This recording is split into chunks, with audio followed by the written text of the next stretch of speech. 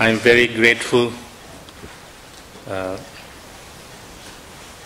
I am invited here to spend this evening with you and share my ideas and understandings about the ecology and Buddhism. As you probably know, the main philosophy of Buddhism is interdependence, or what we call dependent arising, which means that there is always a dependence on everything. Nothing is valid, nothing is existing, nothing is standing on its own without the effect of others. So therefore, everything is dependent on everything else around us. And sometimes in the Buddhist terminology, we talk about the content and container. The beings, the people who are living on this earth can be called content. And then the earth, with all its elements, are called the container. So, without the container, the contents cannot exist.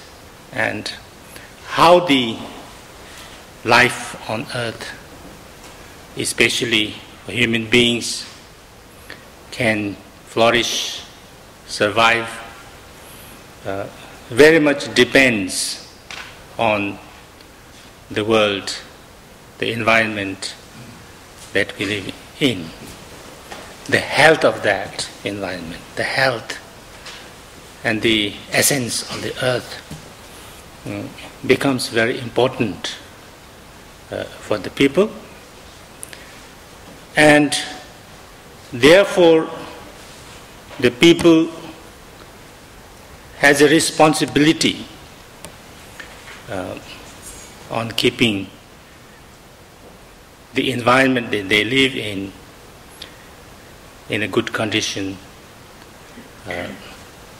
healthy and in a proper way. Now, we all know that we human beings in recent years have acted with a slightly different attitude, that we almost took the earth and elements, nature that is around us, as something that we can exploit, we can conquer, we can squeeze and take everything out of it. And the more we can take out of it, the more we can, exploit it for kind of a short-term benefit.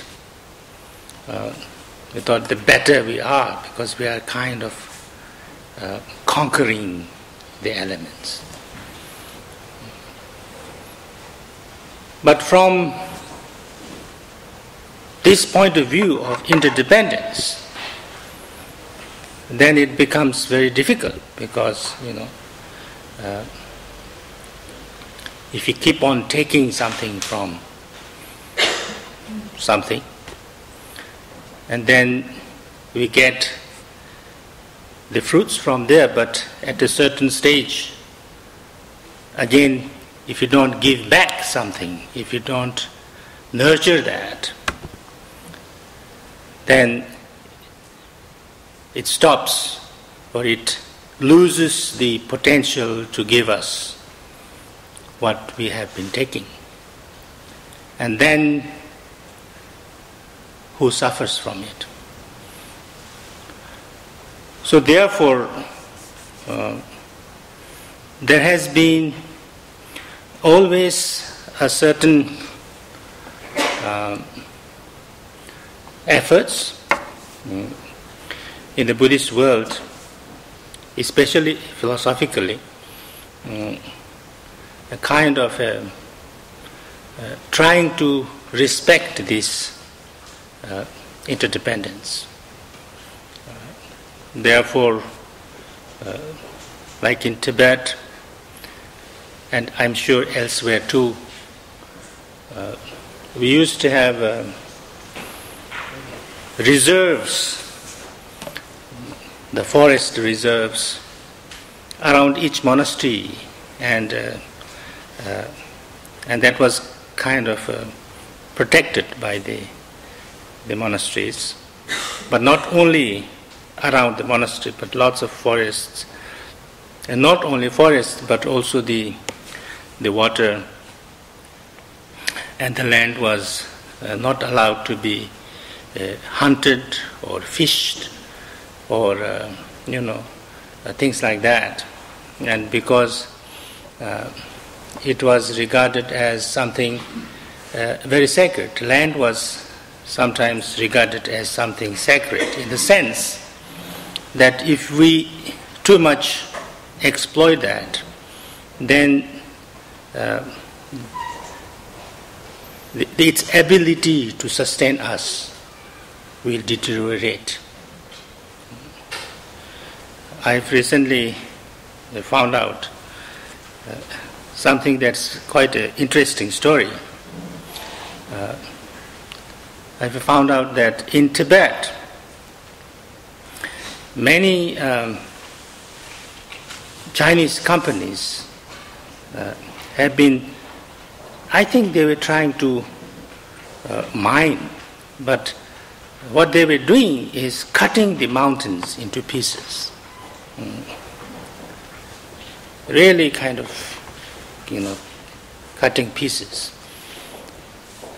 And what the local Tibetans were saying is that before that happened and after that happened,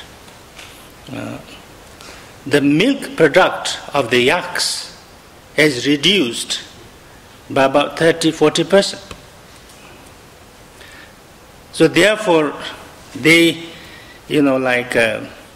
they strongly protested against that. And I have heard about this story recently, that one small community had their own meeting, and they said that we are all ready to die, but we will not allow this to happen. And they had lots of fights, and many have been to the prison, and all sorts of things. And sometimes I feel that many of these protests which are happening in Tibet recently is not only political, but have a lot to do with this kind of, environmental things also.